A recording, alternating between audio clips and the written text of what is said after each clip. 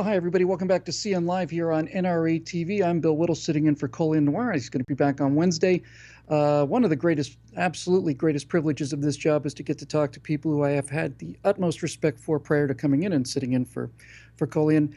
Chuck Holton was one of them, and my next guest also somebody I've had enormous respect for quite a long time from Townhall. It's our friend Kurt Schlichter. Kurt, are you there? There he is. I'm here. How's it going? It's going great, buddy. It's going great. You know, I'm sure most people know your background, Kurt, but the thing that's unique about you is you have a very strong military background, needless to say, you served in the armed forces for quite a long time, and yet you're a journalist as well.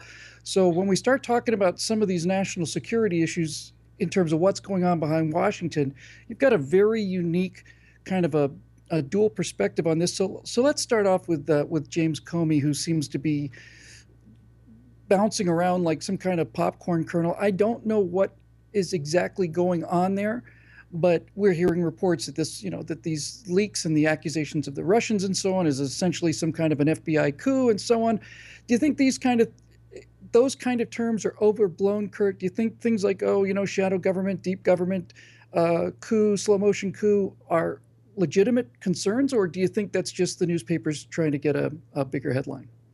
Well, I think that we definitely have a problem where we have people who are part of the bureaucratic administrative culture of the United States government have decided to take it on themselves to attack the administration that was elected last November. And I think that's pretty clear what's happening. If you look at the General Flynn transcripts, that was leaked. Mm-hmm. There's no debate about me a lot as the president says, hey, you were wiretapping people. Says, wiretaps reveal what Flynn says, and then the New York Times kind of like hand waves it away. What wiretapping? But Flynn's bad. But what wiretapping? It's kind of weird. I think what we got today, what seems to me we got today, is there was an FBI investigation of some of the people around Trump. Okay, we kind of knew that. It's probably Roger Stone, and there was.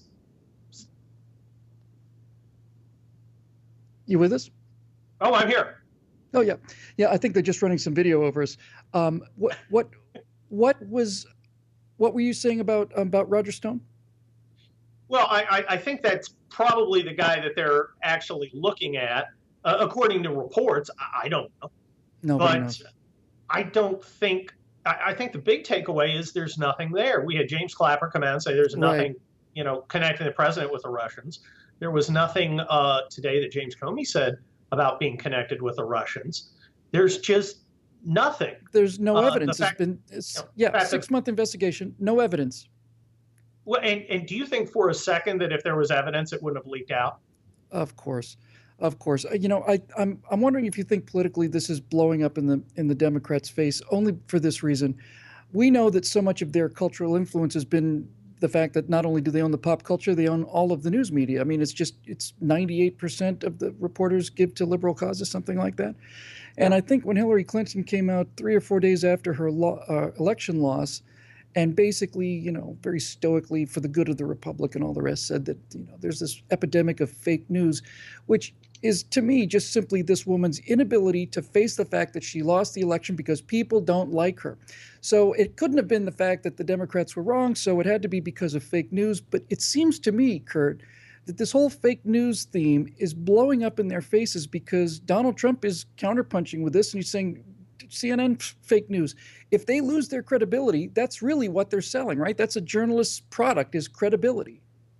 Well, what we've seen, Bill, is a lot of people doing kind of like what you see some militant feminists do. Because remember, this whole thing is a system. If you want to be, the fourth estate, the news, and you want to be respected as guardians of the republic, well, then you got to act like it. You got to be objective, and you can't be partisan. Same with courts. You can't be subjective. You have to be objective. You can't be partisan.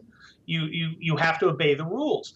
But what we've seen is courts not doing that. We've seen the media not doing that. They've simply made themselves other partisans.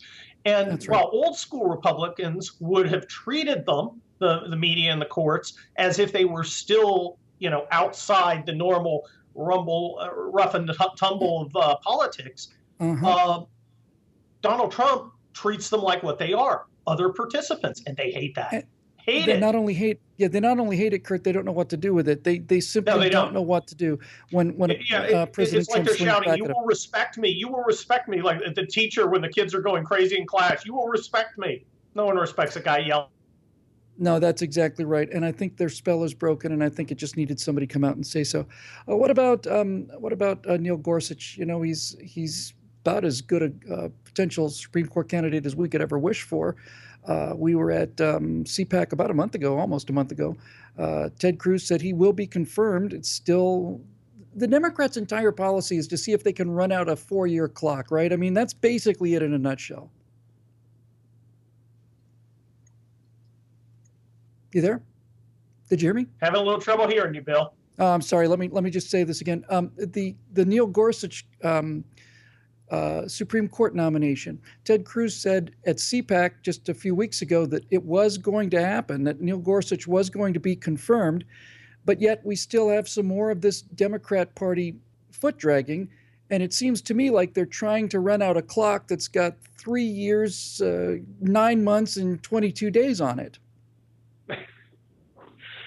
I think they're trying, and I think they're going to fail. Slowly but surely, every day, Donald Trump and his administration do a little more. They fill some more vacancies.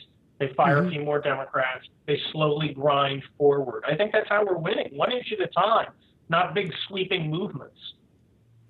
Well, you've been involved with large organizations, the Pentagon, for example, and we tend to think, okay, well, we've got somebody we think really have a lot of respect for. We've got Rex Tillerson at State; he seems like a good guy.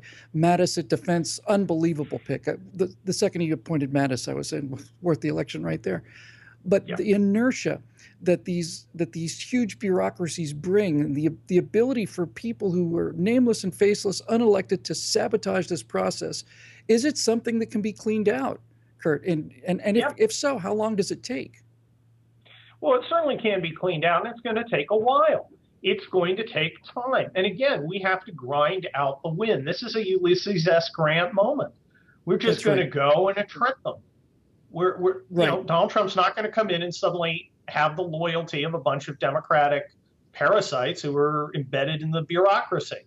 He's going to have to pick them out one by one, every single fight, every single battle, slowly but surely. And I think as he keeps racking up wins, and that's what he's been doing, I think he's going to gain more power, and the left is going to lose power. Yeah, and they've slowed a little bit of his momentum down, but he's still got so much that he can do. I think if he can get a tax cut through there, then no one will be able to ignore the economic rebound that we're going to see if we can get just a simplification of the tax codes and a reduction. I believe he said yesterday he's going to have the biggest tax cut since Reagan, or bigger than Reagan. And if he does something like that, the economy is going to grow at such a rate that even Democrats are going to have to pay attention, I think. No, I think you're right. And it's going to be a little different than when Reagan was in office. Now, Reagan was very popular, even though he had a very hostile press. Right now, the press is being seen as partisan by a large number of Americans. And there's an alternative media out there. Heck, we're on it right now, which is exactly going to give people the truth. That's exactly right. And the truth goes a long way, doesn't it? I mean, if we had to get if all of our information came to us from CNN, we're only now beginning to realize just how unbelievably biased that mainstream media is, only because we are seeing now as it falls apart and dies, we're starting to see just how flagrant this kind of bias is. Kurt, let me ask you to hold on for 1 second. We're going to go to a break, but when we come back, I want to talk to you about something that interests me, interests you, and should interest our members here at NRA, and that is what you mentioned earlier, the rise of these alternative media sites and a way for the signal to get out there that doesn't have to go through Atlanta, Georgia's CNN control room. We'll talk about that right after the break when we come back with our friend Kurt Schlichter from Townhall. I'm Bill Whittle, sitting in for Colion Noir, and this is CN Live on NRA TV.